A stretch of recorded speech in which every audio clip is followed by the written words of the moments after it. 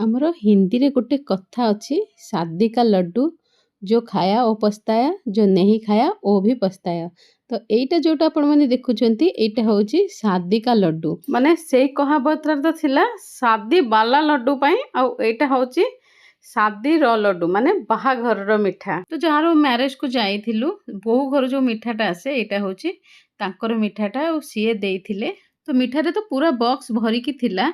ଆଉ ଦୁଇ ଟାଇପ୍ର ମିଠା ପାଖାପାଖି 10ରୁ 15ଟା ଥିଲା। ତ ପିଲାମାନେ ସ୍କୁଲକୁ ଗଲେ ତ ତାଙ୍କୁ ମୁଁ କହିଲି ଏଥିରୁ ମିଠାଟା ନେଇଯାଅ, ସ୍କୁଲରେ ଡିଷ୍ଟ୍ରିବ୍ୟୁଟ୍ କରିଦେବ ଫ୍ରେଣ୍ଡସ୍ମାନଙ୍କ ସାଙ୍ଗରେ, କାହିଁକିନା ଘରେ ମୁଁ ଜାଣିଛି ରଖିଲେ ଖରାପ ହେବ, କେହି ଖାଇବେନି। ତେଣୁ ସେମାନେ ସାଙ୍ଗମାନଙ୍କ ସାଙ୍ଗେ ଡିଷ୍ଟ୍ରିବ୍ୟୁଟ୍ କରିକି ଗୋଟେ ଗୋଟେ ଖାଇଲେ ସରିଯିବ।